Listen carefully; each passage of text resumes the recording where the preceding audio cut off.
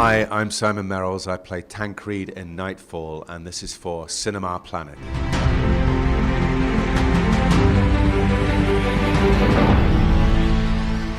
With Nightfall, this is now your trilogy of historical figures with Marcus Crassus in Spartacus and Julius Caesar on Legends of Tomorrow. I was wondering what the third one Yeah, small one, but still counts.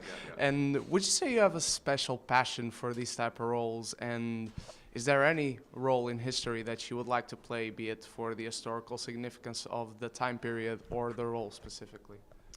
It's an interesting question for an actor. I mean, I find that I don't dream of certain roles unless it's in a classical sense, in a theatrical sense. And then, of course, you've got the classic roles that, of course, you'd think, oh, my God, it would be great to play Hamlet. Or I haven't played Hamlet. I've been in Hamlet several times. But I don't know. With TV and film, it's like you get the scripts and the jobs appear organically. And it just so happens that with me, quite a lot of historical stuff has come my way since Spartacus, I must say.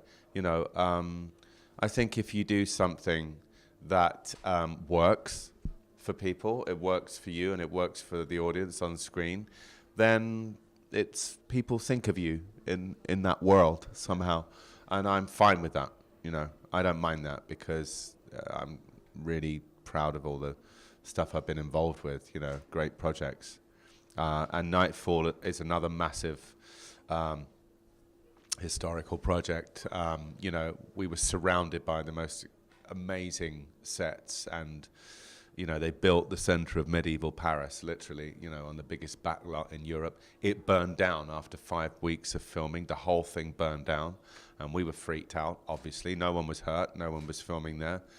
But the company said, we loved your show. We love what we've filmed so far. We're going to continue filming, and we're going to rebuild the set. And they did. It just meant that stuff we were going to film in summer outside, we ended up filming in winter, which was a little bit cold for some of those scenes. But yeah, I love the context of you know, a place in time in history. With Nightfall, I think the history of the Templars has always been deserving of long-haul storytelling.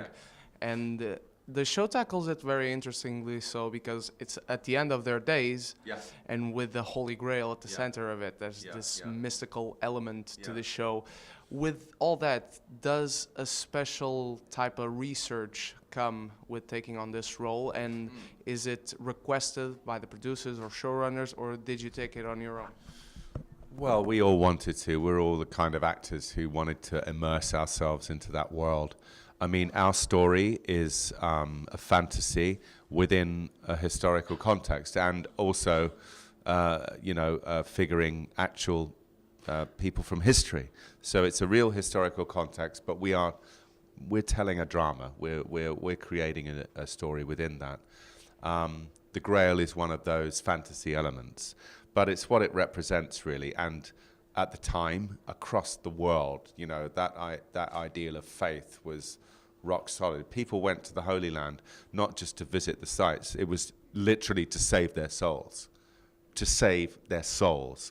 And these relics, like the piece of the True Cross, etc., were venerated as having actual supernatural power. Now, whether you believe that or not, they did. So, you know, the Grail plays a part in our show because of that, and because of what people believe. It's very powerful. And it also has other elements that become evident later on in the series that are mind-blowing, that open up really what it's about. So it's just wonderful to be in something that's rooted in history, but that is also fantasy. Within that, it's a blend, you know. And I have to thank you and congratulate you, because you are a part of my favorite TV show of all time, Spartacus, as Marcus Crassus. And I always thought of you as an antagonist, not a villain, because we understand the character so well, especially in that scene in the last episode where you meet Spartacus at the hilltop. And it shows a deep-rooted respect that Crassus has for Spartacus above what other villains in the show showed, that was hate. Were you surprised by that take on the character, and was that what you found to be the most interesting aspect of him? It was an absolute gift that was the way the character was written right from episode 1. It meant that I had a whole nother thing to play that was different. It meant that Crassus always knew something that nobody else knew. He was always planning ahead. And they showed him early on respecting his gladiator, Hilarus, who he trained with, and respecting Spartacus, where everyone else around him, all the Romans, were going, you can't be... Well, he said, well, he's beaten all of you so far, so why wouldn't I respect him? You know, it was wonderful, and right from the audition for that job, that my second audition for Crassus, I was just given a note saying, you know, it's all good, but just know that by this point, you really respect each other. And Liam, who I played the scene with, obviously, we'd both auditioned with that scene. Wow. So when we came to shoot that scene at the end of the show, nearly, we were both really nervous because we wanted to get it right. And they were going, cut, that's great, guys. And we were going, no, we want to go again. We want to go again. And no, we're really happy with it. We're really happy with the way it turned out because we knew we had to convey all of that. You know, you can't win, you know, and all that. It's great stuff. Yeah. How did you take the ending? Because at the end, spoilers for Spartacus, he has the upper hand on you, but then your soldiers come and they kill him. Oh, yeah. And you have this shot of Crassus just looking, and it's left for the audience to decide whether he's regretting the fact that Spartacus is dying, or that he's surprised by, or that I almost died. Crassus looked at the face of death. It was his quarry. Spartacus was his quarry, and you know, he respected him as a man and as a warrior and as a leader. He respected him as a leader, but you know, he knew he had to take him down because he's a Roman imperator, and the state was seriously threatened by this slave army. So it had to happen. But in Spartacus, you know, definitely, hopefully, it's shown that, you know, he didn't want him to go out like that, just from his soldiers throwing spears at him, and that's why they have that moment where he talks to him, you know. And especially with the second episode, even with Gawain being hurt in his leg, we have lots of moments where Tancred communicates with his brother, interacts with him, and then we see shots of Tancred, because throughout the show, the Holy Grail must be a great temptation for any man. And is that something that will affect Tancred on the show?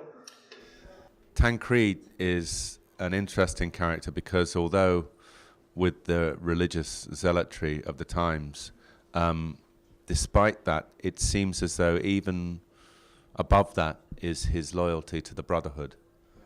And it subsumes everything else for him. There is something about the Brotherhood and about the structure of it and about protecting it that is of utmost importance to him.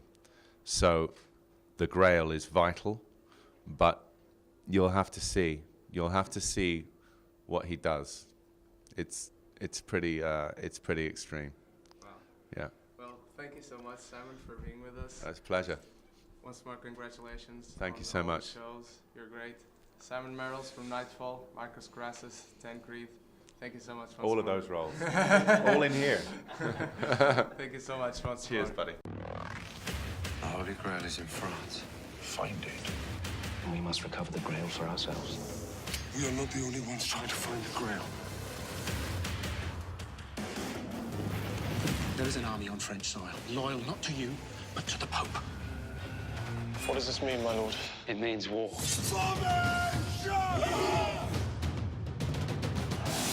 They have chosen a mighty opponent! The ones we love the most are the ones most likely to betray us. Where's the Grail? The Grail will destroy you all. Nightfall, Templários, primeira temporada. No TVSéries.